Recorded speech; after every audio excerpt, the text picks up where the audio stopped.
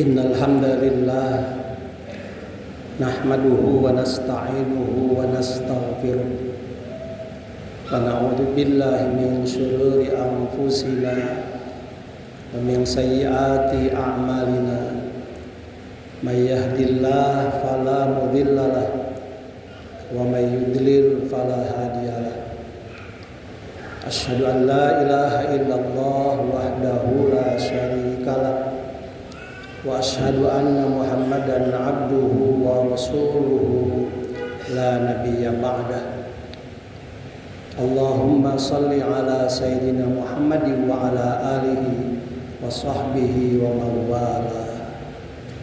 Amma ba'd, fa ya ayyuhal hadirun ittaqullaha haqqa tuqatih wa la tamutunna illa wa antum muslimun.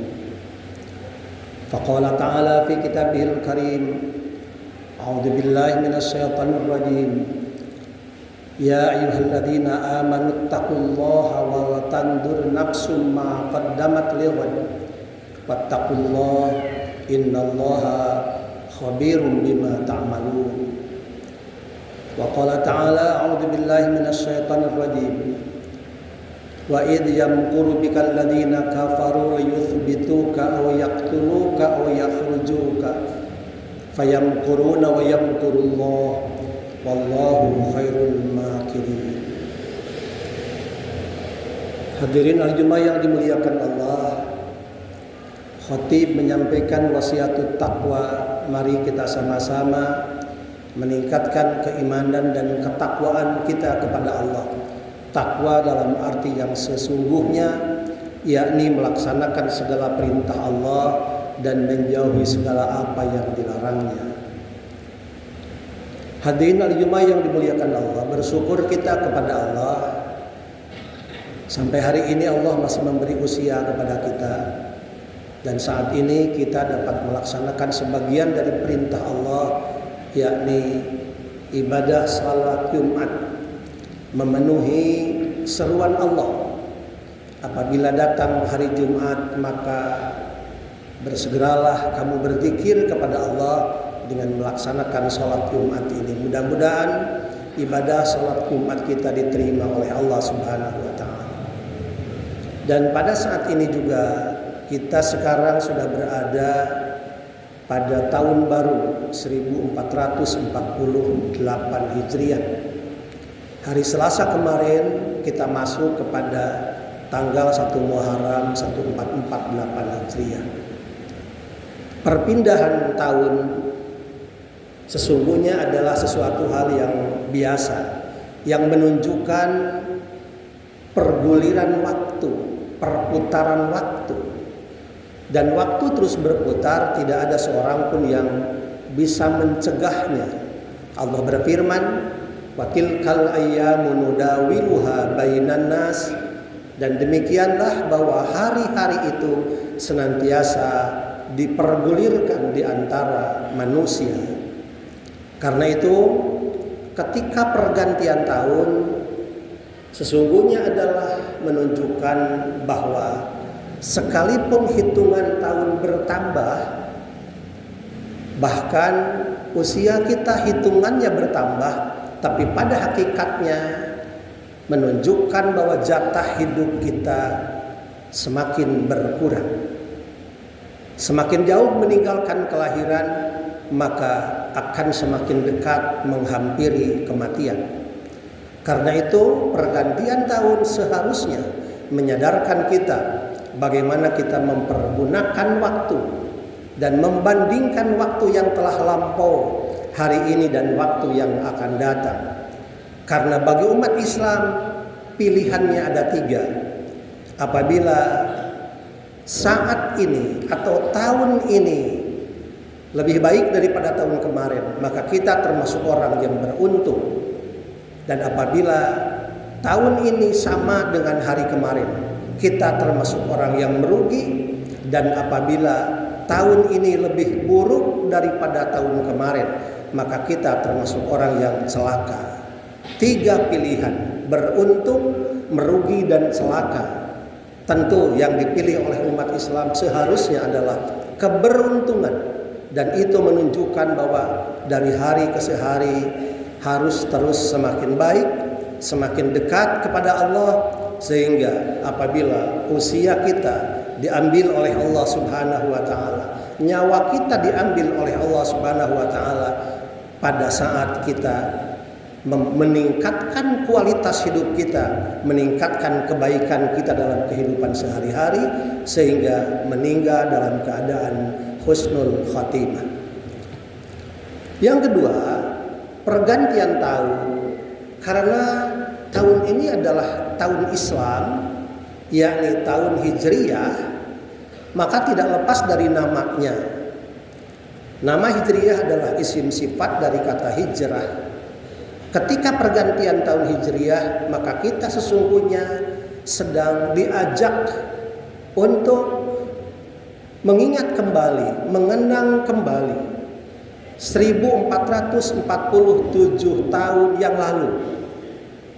Yang itu menjadi latar belakang kenapa tahun milik Islam disebut tahun Hijriyah, tidak lain karena ada peristiwa spektakuler, yakni hijrahnya Rasulullah Sallallahu Alaihi Wasallam dari Mekah ke Madinah pada saat Rasulullah berusia 53 tahun atau 13 tahun dari kenabian Rasulullah, atau pada usia atau pada saat itu Rasulullah hijrah dari Mekah ke Madinah.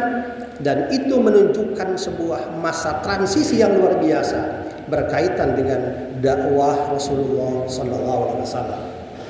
Sejarah menunjukkan bahwa peristiwa hijrah adalah peristiwa besar yang harus dikenang oleh umat Islam dan harus diambil pelajaran dari peristiwa hijrah itu. Dan hijrah Rasulullah dari Mekah ke Madinah, maknanya dan manfaatnya tidak pernah hilang. Sehingga kita harus terus menerapkan, harus terus merealisasikan dalam kehidupan sehari-hari bahwa jiwa hijrah harus tumbuh pada pribadi setiap muslim. Pada malam itu, orang-orang kafir merencanakan pembunuhan terhadap Rasulullah Sallallahu Alaihi Wasallam. Dan itu adalah merupakan puncak perlawanan kepada Rasulullah, di mana Rasulullah SAW ketika usia 40 tahun diangkat menjadi Rasul. Kemudian Rasulullah mendapat amanah untuk mengembangkan, untuk mendakwahkan ajaran Islam. Yang tentu realitanya ajaran Islam yang harus dikembangkan oleh Rasulullah sangat bertentangan dengan kebiasaan adat masyarakat pada saat itu. Mereka adalah kaum jahiliyah yang menyembah berhala, yang menyembah patung-patung. Mereka adalah orang-orang yang musyrik, yang tidak mengenal Allah. Dan Rasulullah berdakwah harus menghadapi orang-orang seperti itu. Dan orang-orang seperti itu bukan hanya masyarakat biasa, tetapi juga tokoh masyarakat pada saat itu, kepala-kepala kabilah pada saat itu. Mereka tidak mengenal Allah, mereka hanya menyembah patung yang menyembah berhala. Dan karena Rasulullah dakwah harus disampaikan kepada mereka, tentu itu sangat bertentangan dengan apa yang selama ini mereka lakukan. Karena itu Rasulullah dimusuhi, Rasulullah bahkan tidak dilukai. Dan beberapa peristiwa menunjukkan bahwa Rasulullah dengan para sahabat yang mengikuti Rasulullah juga mendapat serangan yang luar biasa. Mereka disiksa, bukan hanya dihina, tapi juga lebih daripada itu. Sehingga umat Islam yang tidak banyak jumlahnya yang mengikuti Rasulullah, tapi setiap hari mereka selalu mendapat hambatan, tantangan, ancaman, dan gangguan. Sehingga 13 tahun Rasulullah berdakwah di Makkah, Rasulullah tidak mendapatkan pengikut yang signifikan. Jumlah pengikutnya bisa dihitung dengan jari. Dan bukan hanya itu, tapi perlawanan demi perlawanan, serangan demi serangan terus bertubi-tubi kepada Rasulullah SAW. Sampai suatu ketika Allah berfirman, "Alam takun ardullahi wasi'atan fatuhajiru fiha." Wahai Muhammad, bukankah dunia ini tidak sempit? Bukankah dunia ini luas? Bukankah dunia ini tidak hanya Makkah saja? Kalau engkau Muhammad di Mekah berdakwah mendapat ancaman bahkan serangan, bahkan engkau hendak dibunuh, maka apabila engkau meneruskan dakwah ini terus di Mekah, engkau akan terancam, jiwamu akan dibunuh oleh orang-orang kafir Quraisy, oleh orang-orang musyrikin Quraisy. Karena itulah kata Allah, "Fatuhajiru fiha." Berhijrahlah engkau Muhammad, berpindahlah engkau Muhammad. Kemana ya Allah aku harus pindah? Ke Madinah.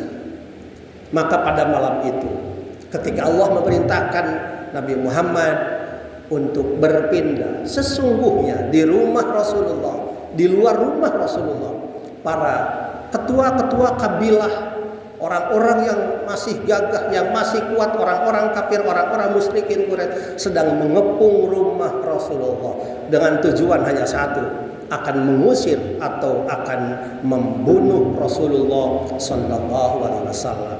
Dan itu diungkapkan dalam Al-Qur'an. Wa idh yamkuru bikal ladzina kafaru liyusbituka aw yaqtuluka aw yukhrijuka fayamkuruna wa yamkurullah wallahu khairul makirin. Saat itu kekuatan orang-orang musyrikin Quraisy sangat-sangat luar biasa, dan mereka memiliki keyakinan bahwa malam ini Rasulullah dapat dibunuh atau paling tidak diusir. Tapi suatu saat ketika Allah Subhanahu wa taala mengilhamkan itu kepada Rasulullah, Rasulullah kemudian memerintahkan kepada seorang pemuda Ali bin Abi Thalib untuk menempati tempat tidur Rasulullah sallallahu alaihi wasallam, untuk mengelabui orang-orang kafir agar mereka mengira bahwa Rasulullah masih berada di dalam rumahnya. Padahal Rasulullah saat itu keluar dan kemudian kepada Abu Bakar Siddiq temannya untuk mengajak berhijrah ke Madinah. Dan pada saat itu orang-orang kafir sudah yakin bisa membunuh Rasulullah. Mereka kemudian merangsek masuk ke rumah Rasulullah, akan membunuh Rasulullah yang menurut mereka tidur di tempat tidur sehari-harinya. Tapi yang ada bukan Rasulullah, ternyata yang ada adalah Ali bin Abi Thalib. Apa yang terjadi? Ternyata Ali bin Abi Thalib tidak dibunuh oleh mereka karena niat mereka akan membunuh Rasulullah. Padahal kalau seandainya Allah tidak mengubah pikiran mereka, kalaupun tidak ada Rasulullah, yang ada Ali bin Abi Thalib, bunuh saja Ali bin Abi Thalib karena itu ada di pihak Rasulullah. Tapi ternyata Ali bin Abi Thalib selamat, Nabi Muhammad pun ternyata selamat. Berangkatlah Nabi Muhammad bersama Abu Bakar menuju ke Madinah melalui jalan setapak, dan kemudian mereka berdua mampir atau beristirahat di sebuah gunung atau guha, yakni Guha Thur. Disitulah menurut riwayat Nabi Muhammad dan Abu Bakar Siddiq selama 3 hari 3 malam berada di tempat itu.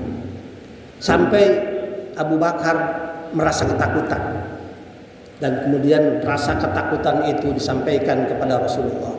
Tapi Rasulullah bersabda atas firman Allah, wala tahzan innallaha ma'ana. Jangan sedih wahai Abu Bakar, Allah sesungguhnya bersama kita. Dan ternyata Allah menjaganya. Ketika orang-orang kafir itu mengejar Rasulullah dan mereka meyakini bahwa Rasulullah ada di dalam Guha Sur itu, Allah memberi pertolongan kepada Nabi Muhammad dan Abu Bakar. Di pintu guha itu Allah memerintahkan kepada lancah, apa lancah itu, untuk membuat rumah yang menutupi pintu guha itu. Dan ternyata pintu gua itu tertutup oleh ramat lancah atau rumah lancah. Dan disitulah pikiran orang-orang kafir kemudian berubah. Semula meyakini ada Rasulullah di dalam gua itu, tapi karena melihat ada sarang lancah itu atau al-ankabut, mereka kemudian berpikir tidak mungkin di dalam ada orang, karena rumah lancah ini ternyata masih dalam keadaan utuh. Akhirnya mereka kembali lagi orang-orang kafir itu. Setelah 3 hari 3 malam di situ, Nabi Muhammad dan Abu Bakar kemudian berjalan terus menyusuri jalan setapak, dipandu oleh seorang Yahudi bernama Abdullah bin Uraiqid, dan kemudian sampailah di Madinah, sampai di sebuah tempat yang bernama Quba. Menurut riwayat, sampainya Rasulullah di Quba pada tanggal 12 Rabiul Awal. Keberangkatannya dari Makkah pada saat diusir oleh mereka itu akhir bulan Safar. Jadi kurang lebih 12 atau 13 perjalanan, 13 hari perjalanan. Sampai di Quba, kemudian Rasulullah membangun sebuah masjid yang kemudian sekarang dikenal sebagai Masjid Quba.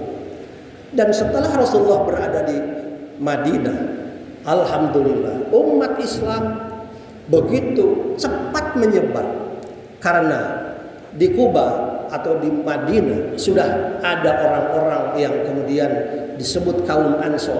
Mereka yang menolong kedatangan Rasulullah dan seluruh sahabatnya.